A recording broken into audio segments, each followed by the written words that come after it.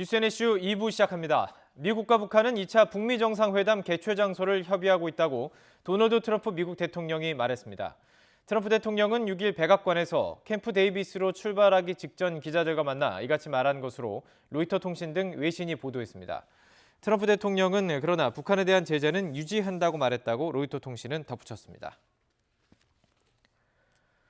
조성길 전 북한 대사 대리의 잠적 사실이 알려지면서 두문불출하던 주 이탈리아 북한 대사관 공간들이 비어있던 대사관 정문 옆에 게시판에 사진을 걸었습니다. 대사관 정문 옆 공간 게시판에는 작년 9월 평양에서 열린 남북 정상회담 당시 환영 공연 장면과 김정은 위원장의 활동 모습 등 A4 용지 크기의 사진 총 6장이 걸려 눈길을 끌었습니다. 사관이 이처럼 사진을 게시한 것은 대사관 업무가 정상적으로 이루어지고 있음을 외부에 알리기 위한 의도가 아니냐는 해석이 나오고 있습니다. 고용노동부가 오늘 오후 최저임금 결정구조를 이원화하는 내용의 정부 초안을 공개합니다. 오늘 발표하는 방안은 최저임금을 결정하는 최저임금위원회에 구간설정위원회와 결정위원회를 둬서 결정구조를 이원화하는 내용을 담고 있습니다. 전문가로만 구성된 구간설정위원회가 최저임금 인상 구간을 먼저 정하면 노사 양측과 공익위원이 참여해서 결정위원회가 그 구간 안에서 최저임금을 의결하는 방식입니다.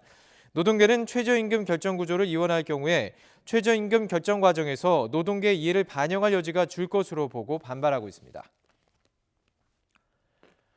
청와대는 공무원 감찰 과정에서 당사자의 동의에 따라서 휴대전화를 제출받아 분석하는 것은 적법한 감찰이라고 밝혔습니다. 청와대 민정수석실은 공무원의 휴대전화 임의 제출이 불법이라는 야당과 일부 언론의 주장에 대해서 자료를 내 이같이 반박했습니다. 청와대는 위법, 비위사실 감찰에는 당연히 진상규명 조사가 필요하며 감찰반은 당사자의 자필 서명으로 동의를 얻은 뒤에 휴대전화를 제출받은 것으로 압수수색과는 법적으로 전혀 다르다고 설명했습니다. 바른미래당 손학규 대표는 신재민 전 기획재정부 사무관이 제기한 적자국채 발행 압박 의혹에 대해서 문제의 실상을 본질적 측면에서 검토해야 한다면서 청와대 강압 여부를 밝혀내야 한다고 말했습니다. 그러면서 필요하면 국정조사가 필요하다고 밝혔는데 직접 들어보시죠. 적자국채 발행과 관련해서 청와대가 소위 정무적인 판단으로 기재부 관료들의 전문적인 의견을 압박해서 박근혜 전 정부의 국채 비율을 높게 유지하려고 강압했는지 하는 사실 여부입니다. 국정조사 등 국회가 할 수 있는 최대한의 권능을 발휘해서 이 문제의 실상을 규명해 주시기 바랍니다. 자유한국당 김병준 비상대책위원장은 조만간 단행될 청와대 비서진 개편과 관련해서 과오가 수없이 판명된 민정수석실을 건드리지 않겠다고 한다면 이는 분식 인사라고 비판했습니다. 직접 들어오시죠. 정작 이때까지 과오가 있던 걸로 지금 수없이 판명이 난 민정수석실은 지금 언론에 따르면은 건드리지 않고 교체하지 않고 가겠다는 거 아닙니까? 이런 것이 과연 이게 지금 무엇을 위한 인사인지 모르겠어요. 말하자면 포장만 하고 그리고 사람들 갈면서 어떤 분식이나 하고 그러겠다는 인사 아닌가. 자유한국당이 5.18 민주화운동 진상규명조사위원회 위원 추천을 또 연기했습니다. 나경원 원내대표는 비상대책위원회 회의 직후 기자들과 만나 전임 지도부에서 정리된 명단에 이견이 많았고 추가 모집의 필요성까지 제기돼 조사위원 선정 문제는 더 조율하기로 했다고 밝혔습니다. 나 원내대표는 앞서 오늘 조사위원 3명을 추천하겠다고 밝혔지만 추가 모집 가능성까지 거론하면서 시일은 장담할 수 없게 됐습니다.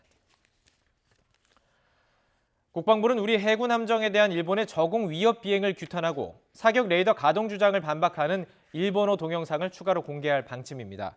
군 관계자는 지난 4일 공개한 한글과 영문판 반박 영상에 이어서 유엔 공용어를 포함한 6개 언어를 추가로 제작해 유튜브에 게시할 예정이라며 이같이 밝혔습니다. 유엔 공용어는 영어와 중국어, 러시아, 프랑스, 스페인, 아랍어로 여기에 한글과 일본어를 더하면 모두 8개의 언어의 영상이 만들어집니다. 사법농단 의혹을 수사하고 있는 검찰이 통합진보당 국회의원 지위 확인 소송 등에 양승태 사법부가 개입했다는 의혹과 관련해 이동원 대법관을 상대로 서면 조사를 벌였습니다. 서울중앙지방검찰청은 최근 이 대법관에 대한 서면 조사에서 통진당 소송과 관련한 판결 이전에 법원행정처에서 자료를 받은 게 있는지 등을 질의한 것으로 알려졌습니다. 검찰이 사법농단 의혹과 관련해 현직 대법관을 조사한 것은 이번이 처음입니다. 오늘은 전국이 대체로 맑겠지만 미세먼지 농도가 짙게 나타날 것으로 보여서 주의가 필요합니다. 기상청은 중국 산둥반도에 중심을 둔 고기압 영향으로 오늘 전국이 맑다가 오후에 구름이 점차 많아지겠고 큰 추위는 없겠다고 밝혔습니다. 다만 오늘은 대기 정체에 중국발 스모그 유입이 더해지면서 수도권과 영서, 충청, 호남, 영남권은 미세먼지 농도가 나쁨 수준까지 치솟을 전망입니다. 박원순 서울시장이 서울의 미세먼지가 주로 서울에서 배출된 것이라는 중국 측의 주장을 공개 반박했습니다. 박 시장은 오늘 한 라디오 방송과 전화 인터뷰에서 관련 질문을 받고 서울연구원이나 환경부 산하 여러 전문기관은 50-60% 이상이 중국 영향이라는 분석을 내놨다고 설명했습니다. 중국 관영 언론들이 오늘부터 이틀간 베이징에서 열리는 미국과의 차관급 무역 협상에 대한 기대감을 나타냈습니다. 환구시보는 사설에서 도널드 트럼프 미국 대통령이 무역 전쟁과 관련해 중국과 합의할 수 있을 것 같다고 언급했다며 이런 발언은 미중 무역 협상에 대한 미국 측의 낙관적인 입장을 보여준 것이라고 평가했습니다. 트럼프 미국 대통령은 지금 경제에 큰 타격을 입고 있는 중국이 합의를 원할 것으로 믿는다면서 낙관론과 함께 자신감을 드러냈습니다. 뉴욕에서 김영수 특파원입니다. 도널드 트럼프 미국 대통령이 베이징에서 열리는 미중 차관급 무역 협상을 앞두고 자신감을 드러냈습니다. 중국은 관세로 경제가 큰 타격을 입고 있지만 미국은 관세 수입이 들어오고 있다며 합의를 원하는 것은 중국이라는 점을 재차 강조했습니다. The China talks are going very well. I spoke to President Xi recently. I really believe they want to make a deal. The tariffs have absolutely hurt China very badly. 트럼프 대통령은 이틀 전에도 중국과 합의를 할 것으로 생각한다면서 중국이 합의를 해야만 할 것이라고 압박했습니다. 또 자신과 시진핑 주석이 협상에 깊이 관여하고 있고 최고의 협상도 잘 진행되고 있다고 말했습니다. 백악관 경제자문위원장도 최근 기자들과 만나 미국이 원하고 있는 지식재산권 보호 문제도 논의될 것이라며 낙관적인 전망을 내놨습니다. China was stealing about $500 billion a year of our intellectual property, and we've got them to the table now, and we could actually make some serious progress on that. 오늘과 내일 이틀간 베이징에서 열리는 미중 차관급 협상은 양국이 90일 무역 휴전에 합의한 이후 처음 열리는 만남입니다. 미국 언론들은 이번 회담에 이어 조만간 로버트 라이트하이저 미 무역 대표부 대표와 류호 중국 부총리 간 고위급 회담이 열릴 것으로 내다봤습니다. 뉴욕에서 YTN 김영수입니다.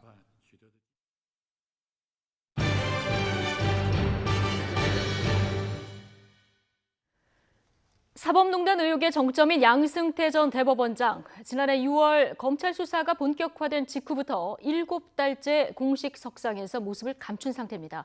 오늘 11일 검찰 소환을 앞두고 양 전 대법원장은 어디서 무엇을 하고 있을까요? 김우준 기자가 찾아봤습니다. 서울에서 1시간 이상 떨어진 경기도 양평의 전원주택단지. 한적한 언덕길 위에 잘 관리된 2층 규모의 고급 주택이 나옵니다.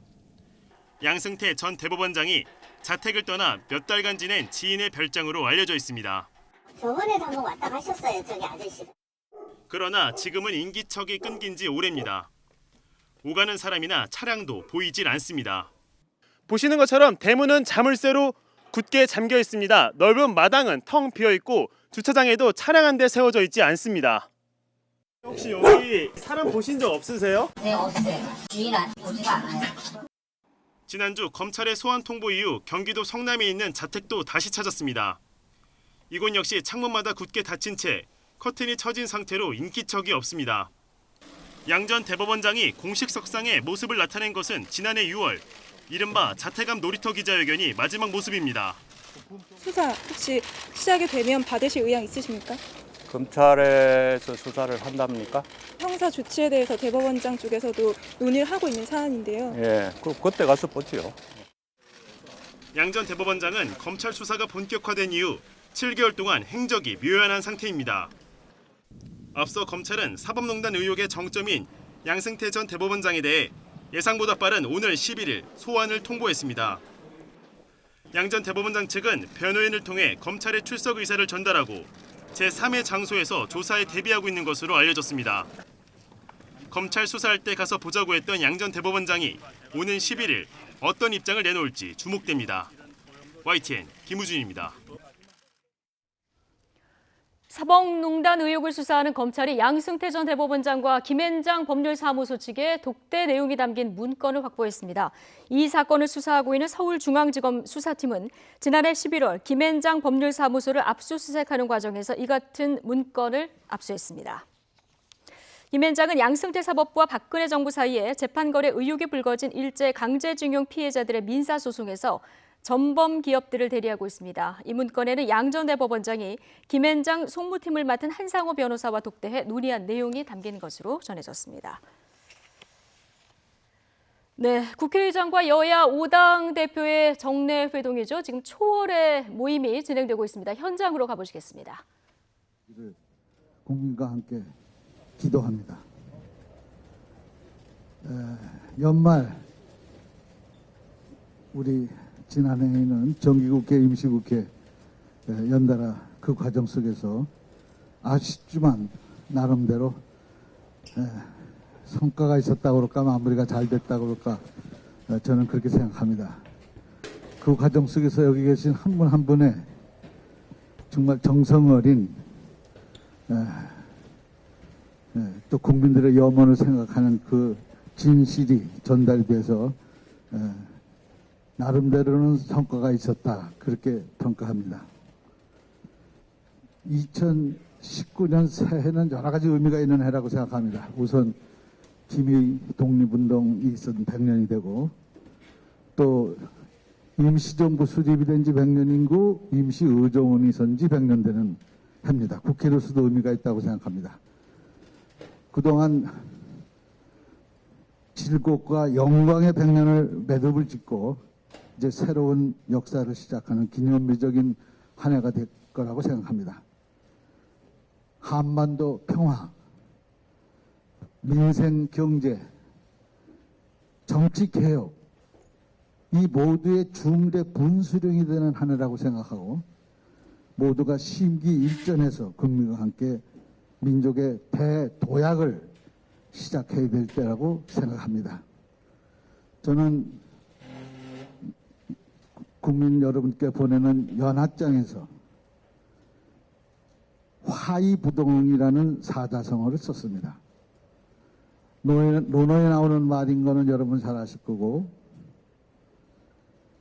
거기 보면 소인들은 동이 불허하고 내야부동하되 큰일에 서로 같은 생각을 못하고 불허하고 군자는 같지 않으나 부동 다 생각이 다르고 개성이 분명히 있지만 화합한다. 더 큰 것에 하나가 된다라는 화의부동은 민주적 리더십의 본질이라고 생각합니다. 금년 한 해도 오케스트라의 콘덕터 같은 리더십으로 모두가 다른 목소리가 나는데 지휘자의 손짓 하나로 모두가 하나가 되는 이런 화합하는 한 해가 되기를 바라면서 금년에 1월 29일 날 화요일 날 요거는 PR 겸 하는 건데 국회에서 국악 관현악단이 총동원하는 로텐다울에서 신춘 음악회를 하기로 결정을 했습니다. 여기 계신 5당 대표는 물론이시고 또 오부요인 그리고 7개 종단 대표 그리고 노사 단체 모두 그리고 소외된 계층을 대표하는 모든 사람들을 한 자리에 모아서 하는 오케스트라입니다. 근데 이것이 여러분 아시다시피 매년 신년음악회라고 그래서 예술의 전당에서 열리는 큰 행사가 열리는데 의미를 부여하기 위해서 국악 심포니로 각종 그 프로그램을 준비했으니까 기대하시고 여기 계신 5분은 물론이고 꼭 참석을 해 주실 것을 이 자리를 빌어서 말씀을 드립니다.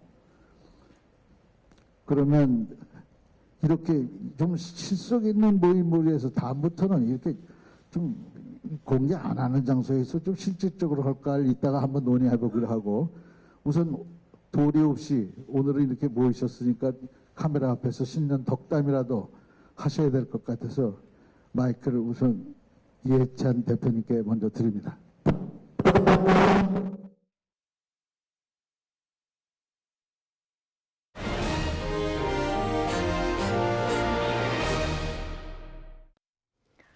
최근 서울 아파트값이 약세를 보이면서 중위 가격도 23개월 만에 처음으로 하락했습니다. KB국민은행 월간 주택가격 자료를 보면 지난달 서울 아파트 중위 가격은 8억 4,502만 원으로 한 달 전보다 381만 원 떨어졌습니다. 중위 가격은 주택 매매 가격을 순서대로 나열했을 때 중간에 위치한 가격으로 서울 아파트 중위 가격이 떨어진 건 지난 2017년 1월 이후 1년 11개월 만에 처음입니다. KB국민은행의 총파업이 초읽기에 들어갔습니다. 쟁점은 연봉제 변경과 성과급인데요. 노사가 막판까지도 줄다리기를 이어가는 분위기입니다. 조태현 기자입니다. 국민은행과 주택은행 합병 이후 19년 만에 총파업에 나서는 KB국민은행. 총파업 찬반 투표에는 무려 96%가 찬성표를 던졌습니다. 이에 맞선 경영진은 참여 자제를 호소하는 영상을 방송하고 사직서를 제출하는 등 배수진을 친 상태입니다. 국민은행 노조가 파업에 나서는 배경은 크게 두 가지입니다. 첫 번째는 페이밴드 확대 도입입니다. 승진하지 못한 높은 연차 직원의 임금 인상을 제한하는 방식인데 2014년부터 신입 행원에게는 적용된 제도입니다. 사측은 제도 확대 또는 최소한 유지를, 노조는 폐지를 요구하며 맞서고 있습니다. 두 번째는 성과급입니다. 노조는 지난해 실적을 고려해 월 기본급의 300% 성과급을 제시한 반면 사측은 목표를 달성하진 못했으니 그만큼은 줄 수 없다는 입장입니다. 일단 노조가 실제로 파업에 돌입하더라도 소비자들의 불편은 크지 않을 전망입니다. 은행 거래의 90% 가까이는 인터넷이나 모바일로 이루어지고 있고 이를 관리할 전산 직원 상당수는 외주업체 소속이기 때문입니다. 다만 주말을 거치면서 일부 사안에서는 이견을 좁힌 만큼 막판 극적인 타결 가능성이 남았다는 전망도 나오고 있습니다. YTN 조태현입니다.